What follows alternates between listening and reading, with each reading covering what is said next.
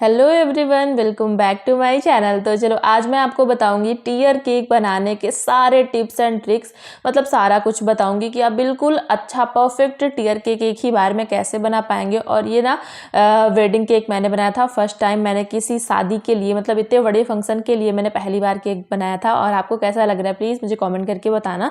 तो चलिए स्टार्ट करते हैं। और साथ ही साथ मैं आपको आइसिंग करना फिर से बताने वाली हूँ। तो सबसे पहले हम छोटे वाली टीयर की आइसिंग करेंगे। तो ये है 4 इंच का, मतलब 4 इंच के टिन में मैंने बेक किया था। एक्चुअली टिन नहीं था, बेक मैंने किया था लगभग वो 5 इंच का रहा होगा। घर का नॉर्मल सा बर्तन था। फिर मैंने उसको 4 इंच के नाप में कट कर लिया था और 4 लेयर्स में मैंने इसकी क्रम कोटिंग की थी। और हाँ, इन टीयर्स की जो क्रम कोटिंग है ना, वो मैंने रात में ही करके रख ली थी, क्योंकि जब भी बड़े केक होते हैं टीयर केक ना, तो उन्हें हमें सेट करना होता है। तो मैंने क्रम कोट करके इसको रात भर के लिए सेट किया था और सुबह उठ के मैंने इस केक को तैयार कर दिया ताकि कोई दिक्कत ना हो। तो यहाँ पे आपने देखा ही, मैंने पाइपिंग बैग से क्रीम अप्लाई किया। और मैं हमेशा ही आप सबको भी बोलती हूँ कि जब भी आप केक बनाएं तो आप कोशिश करें कि आइसिंग का जो प्रोसेस होता है ना, उसको आप पाइपिंग बैग से ही करें। इससे क्या होता है, क्रीम भी कम अप्लाई होती है और सारी जगह बिल्कुल इवन तरीके से लगती है। अब देखो, एक बार मैंने पैलेट्स नाइफ से स्मूथ किया और अब जहाँ जहाँ पे मुझे लग रहा है कि क्रीम यहाँ की निकल गई है, जैसे कहीं कहीं जगह पे खाली हो गया, तो वहाँ वहाँ पे मैं थोड़ी थोड़ी सी और क्रीम अप्लाई कर रही हूँ। टॉप पे भी मुझे एक साइड पे लग रहा था कि ऊपर नीचे है हल्का सा, तो वहाँ पे भी मैंने क्रीम अप्लाई किया। और अब हम इसको स्मूथ करेंगे, जिसके लिए मैंने लिया है यहाँ पे सिलिकॉन का स्क्रैपर। आप कोई भी स्क्रैपर ले सकते हो, ठीक है, ज़रूरी नहीं है सिलिकॉन का ही हो। बस याद रखना कि स्क्रैपर को पानी में डिप करना, उसके बाद ही उसको स्मूथ करना। तो स्क्रैपर से मैंने स्मूथ किया, फिर से मैंने थोड़ी थोड़ी सी साइड्स पे इसकी क्रीम लगाई, क्योंकि जब आप ना स्क्रैपर से स्मूथ करोगे तो क्रीम हट जाएगी कहीं कहीं की, तो वहाँ पे हमें फिर से क्रीम अप्लाई करना होता है। जैसे आप देख ही रहे हो, पैलेट नाइफ से मैं कहीं कहीं पे क्रीम लगा रही हूँ, पूरा कवर नहीं कर रही हूँ, बस थोड़ी थोड़ी सी क्रीम मैं रैंडमली जगह पे लगा रही हूँ जहाँ की क्रीम निकली हुई है। तो अब बस हमें फिर से स्क्रैपर को साफ करके पानी में उसको डिप करना है और उससे एक राउंड फिर से मार देना है और हमारा ये जो केक है अच्छे से स्मूथ हो गया। अब हम करेंगे टॉप की फिनिशिंग, जिसके लिए यहाँ पे मैंने पैलेट नाइफ ली है, उसको हमें बार बार साफ करना है और फिर क्रीम को हमें अंदर की ओर करते करते साफ करना है ऊपर के टॉप को, ठीक है। तो अभी पूरे केक में मैं स्वेल वाला पैटर्न बनाने वाली हूँ, मतलब मुझे एक रेफरेंस आई थी, उसी के अकॉर्डिंग मुझे इस केक को रेडी करना था पूरा। तो मैंने क्या किया कि ये पैलेट नाइफ ली है, बस इसको केक के एक जगह पे रखना है और देखो बिल्कुल हल्के हाथों से आपको टर्न टेबल को घुमाना है और बाकी कुछ भी नहीं करना। अपने आप ये प्यारा सा जो पैटर्न है वो बन के रेडी हो जाएगा। सेम इसी पैटर्न को मैंने टॉप पे भी बना दिया।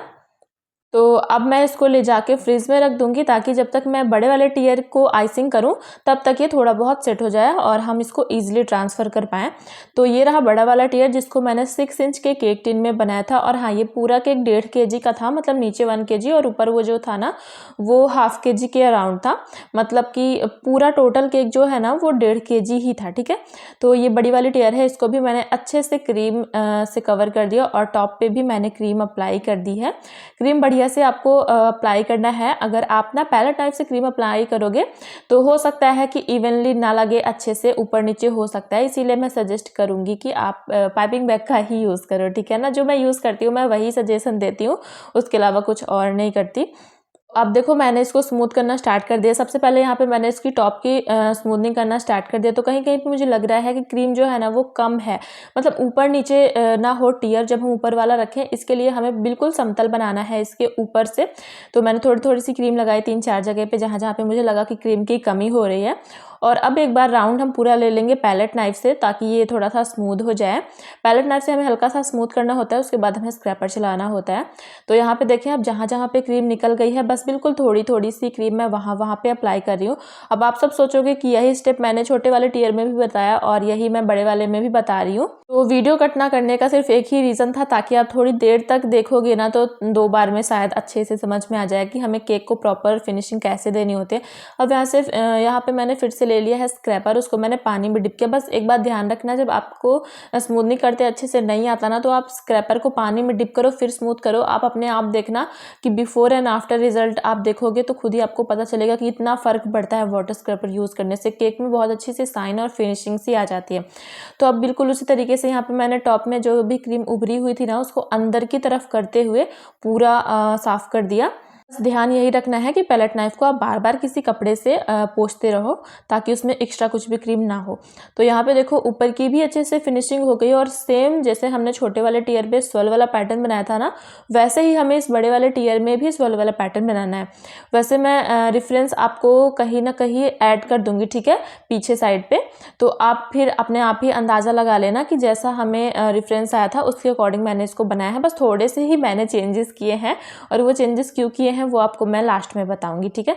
तो यहाँ पे देखो साइड और ऊपर दोनों में ही मैंने ये सॉल वाला पैटर्न बना के कवर कर दिया और साथ ही मैंने बोर्ड को भी साफ कर दिया, नहीं तो बोर्ड पे जो क्रीम है वो चिपक जाएगी तो फिर वो ना अच्छा नहीं लगेगा देखने में।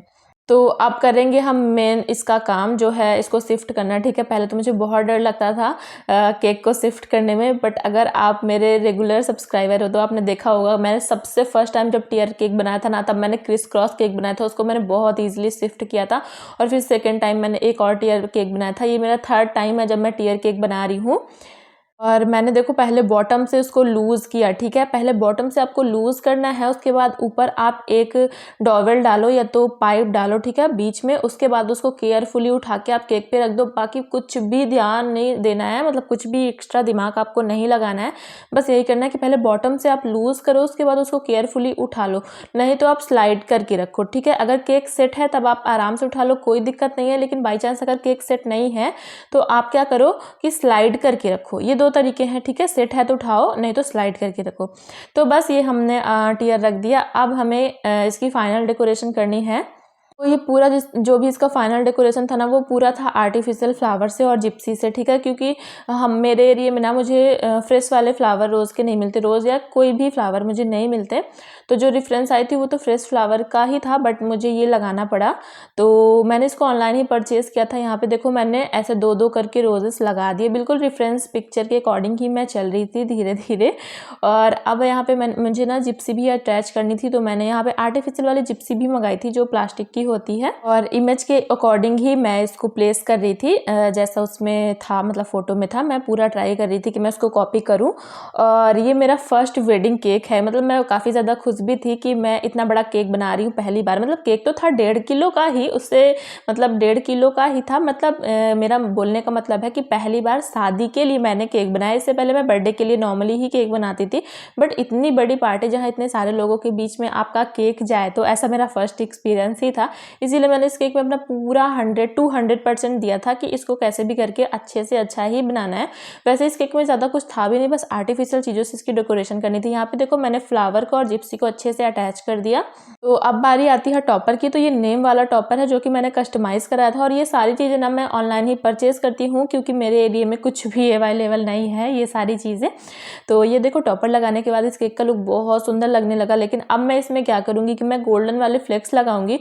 वैसे ये गोल्डन फ्लेक्स लगाने का तो मेरा कोई इरादा नहीं था, लेकिन क्या हुआ कि जब मैं जिप्सी अटैच कर रही थी ना तो एक जगह पे थोड़ा सा मेरा हाथ लग गया था, तो वहाँ की थोड़ी सी क्रीम हट गई थी सामने ही। तो मैंने सोचा कि चलो ठीक है, इसको गोल्डन वाले फ्लेक्स से कवर कर दूँ, देखने में भी सुंदर लगेगा और जो गलती हुई है वो भी कवर हो जाएगी। तो इस तरीके से मैंने इस केक के पूरे लुक को कंप्लीट किया। और अब आप बताओ कि आपके एरिया में ये वाला केक आपको कितने प्राइस रेंज में मिलेगा। और हाँ, टॉपर को भी अटैच करके ही बताना। और वीडियो को अच्छा लगे तो लाइक करना, चैनल को सब्सक्राइब करना।